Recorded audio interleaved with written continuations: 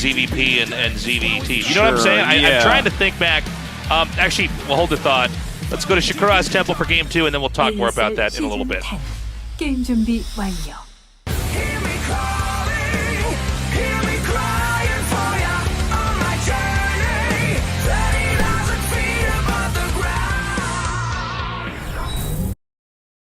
샤크로스 템플에서 게임을 시작합니다.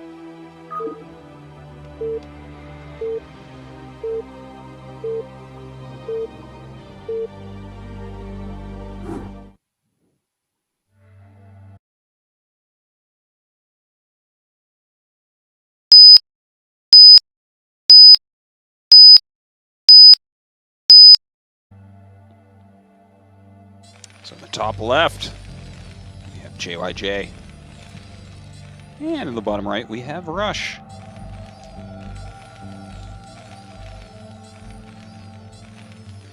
So go ahead with what you were saying about. I might be wrong, bad matchup. And I don't have the numbers in front of me, but I feel like it's certainly more unusual to have a player who really struggles in his mirror matchup, but dominates in the other two matchups, especially if we're going to put Rush as maybe the third or fourth best Terran there is. Do you know what I'm saying? No, I understand. Usually when you get to the higher levels, you always have a player that's good at the mirror matchup.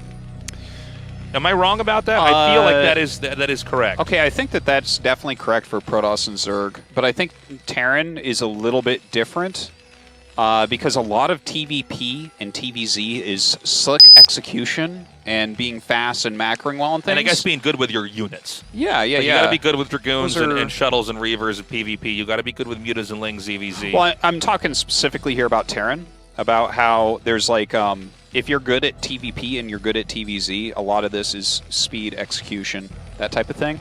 TVT, there are aspects of it that use speed, there are aspects of it that use execution. But overall, once you start getting up to a high number of units, it becomes almost purely strategical. Where it's like, it's about knowing what to do and where to put your units. It's like a game of Go, right? This isn't a game of tennis. So there actually are a lot of Terran players that can struggle in TVT because it is so deeply strategic. Like I mentioned, I don't view Light like Light's better than other players' TVT, but it's not like his strong suit. His other two matchups are way better than his TVT in my opinion. This guy Rush as well, right? Whereas you get Sharp, who actually isn't as good at macro as the other top Terrans, but his TVT, he's like one of the only Terrans that can actually beat Flash in TVT. Yeah.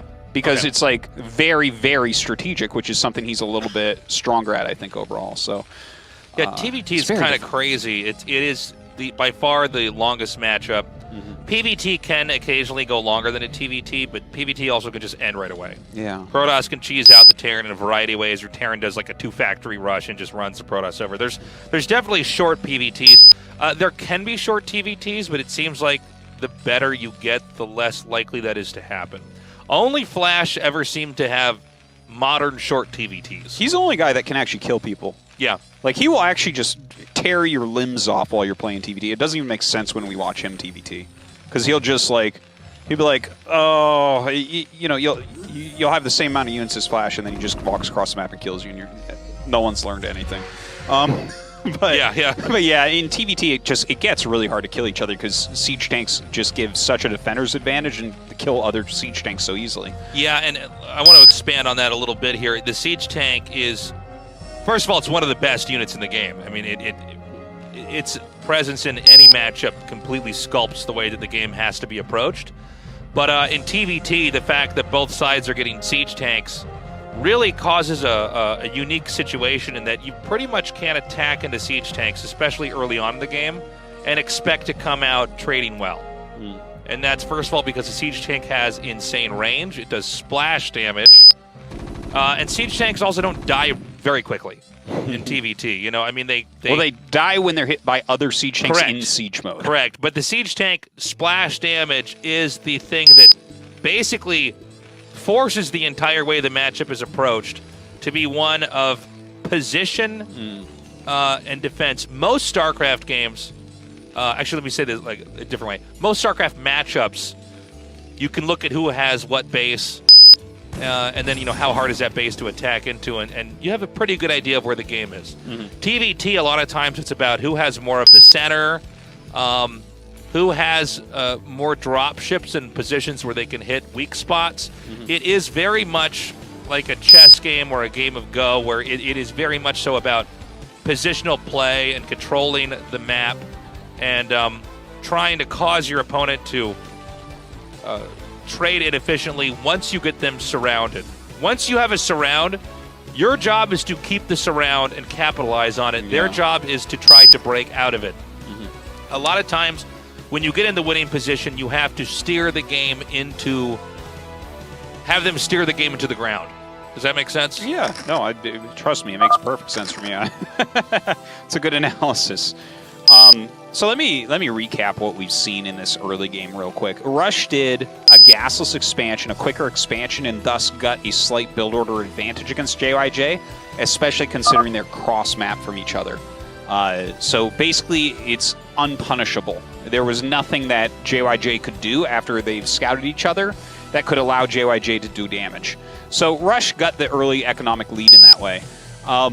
Now, JyJ rushed up into mines to just lay some mines around. Those are mostly scouting mines, but of course can inhibit army movement. At the same time, Rush is going to Starport Wraith after his fast expansion, which is a pretty common opener, but he split the starports up so that it's harder to scout. So you don't actually know here for sure if it's 2 Starport Wraith or 1 Starport Wraith as JyJ. Yeah, and this is a very good decision here, especially if it goes undetected, and it looks like the barracks is just going to be pushed out, and it's leaving in a direction where he's not going to have the intel. In fact, seeing 1 starport might even be misleading. Now, how does massing vultures like this affect the matchup?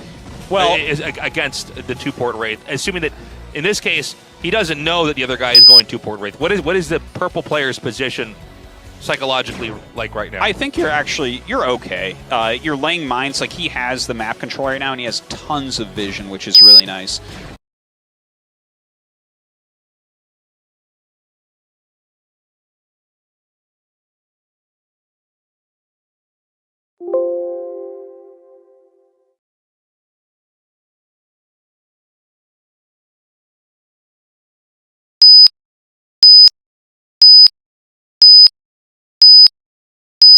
And the fact that he scouted Wraiths before they got into his base is really, really valuable. We saw that before the barracks died, he already has 3 factories, and he already has an academy started. So he's getting the tools that he needs. That being said, I feel like you do need, against a dedicated 2-port Wraith, I feel like you do, in fact, need an engineering base. So we'll see how quickly he gets that, probably once he sees 2 Starport Wraith. But definitely we'll see Rush pick off a decent amount of SCVs here, and he already should have a slight SCV lead. So that's going to be really good, but it's not the end of the world. It's really hard to kill someone in TVT. Yeah. So another feature with Wraiths is that even though they can cloak and they're fast and their air-to-air is devastating, their air-to-ground doesn't kill stuff very fast. Yeah. Is it 9 Wraith shots to kill an SCV? Is that 8. correct? 8, okay. 8. So you can see already, and by the way, if a Wraith gets in a fight with pretty much any unit that can hit it, it usually loses. Yeah. Maybe not 1 Marine, but I mean, even like, true. 2 or 3 Marines, Right. it's like, whoa, It it loses to everything pretty much. So it's a unit that it never fights straight up. It has to rely on cloak. And that's why the moment that a scan comes down, you have to run. Pretty much. And we see he has lost 1, but that's both the scans. He's killed a decent amount of SCVs, and we saw the E-base start as soon as he saw that there were more Wraiths, which means 2-port. But the Wraiths are kind of doing their job, right? I think they've done all right so far. We'll see how many he makes, though. It seems like he's stopping at about 3. So these Wraiths were more to force JyJ to counter. And he got his factories up a little bit quicker because of that. One thing about mines as well in TVT, almost all the Terran units can shoot. That is so funny. Oh! This actually... Okay, hold on. Oh! Let me go back a second. All the Terran units fire fast enough. Vultures sometimes not so fast, but they also don't trigger mines. So that's kind of a funny thing in of itself. But most of the units, like tanks, Goliaths, Marines, can shoot mines down as they pop up. Now, in that case, the mine was on the high ground. They were on the low ground and got a lot of missing shots. They missed so many shots there. So it actually connected. But mines in clusters can pop up in such high numbers that they cannot be shot down. Okay, we just missed like 6 shots on that mine too. Getting his bad RNG out of the way right now, I guess, Rush is. But yeah, the minefields you have to be really careful about. JyJ has done some great positioning here. He's moving into a nice spot as well. He's being kind of aggressive. You see one of the mines did hit. Mines do a huge amount of damage to tanks. And look at this position from JyJ. Oh my god. JyJ, oh, that's a very late siege, and Rush, I think, is going to be able to hold on against this. Yeah, really good control here. But he's starting to get boxed in. Yeah, that was... Oh, I didn't even notice these vultures over here. Yeah, he's going to have these vultures come in and start to shoot down SCVs. Keep in mind, it's 2 base versus 2 base, so if you actually manage to get over to where the workers are, there's a lot of fresh kills you can get. Yeah, we saw JyJ kind of over-pushed himself there and was very slow on the siege and kind of like spread out a little bit poorly there, honestly. So he loses a lot of his units. That was a good engagement for Rush overall, and just the fact that he had some vultures across the map slowing down is nice too. But look at this, now Rush is kind of out in the open, sieging up with like 4 tanks. And you JyJ can't do that. is rolling him here. That's a lot of tank kills he got. I was more worried. It's funny because he was getting contained there, but it's like he's actually stuffed inside. So most of his army was stuffed inside the base, so the rest of those tanks got picked off pretty easily. Yeah, and he's kind of making a 3rd command center on location over there. It can be a little bit dangerous, but if he gets away with it, great.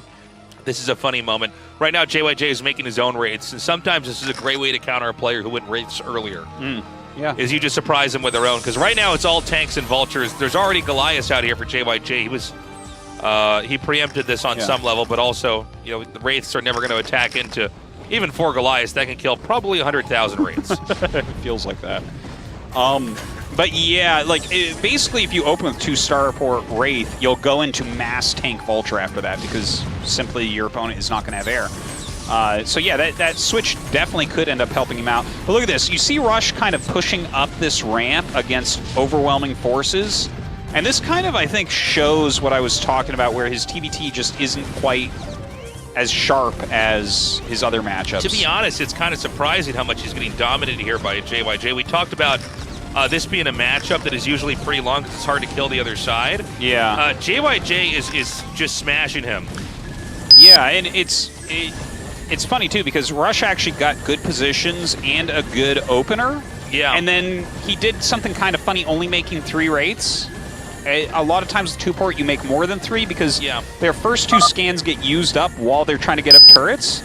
But then if you continue to make Wraiths, they can't really move out on the map, right? Because they don't really have the scans. Right. Instead, he just stopped. He got into his factory production. JyJ moved out immediately, got position on him, and has just been macroing well. He's dominating that high ground. And when you have a high ground, tanks already can't attack into tanks, but on high ground, literally you can't. Yeah, no, you try to, and the game crashes. Yeah. So the position we're in now, we have JyJ taking an extra base, and Rush has to break the contain or get another position here. If you want to imagine this as like a UFC fight, right now, Rush is actually being choked out. He is. He needs to get out of the chokehold, and unlike that taking, a few seconds before, we know where it goes, it'll take many more minutes. But right now, he's running out of oxygen.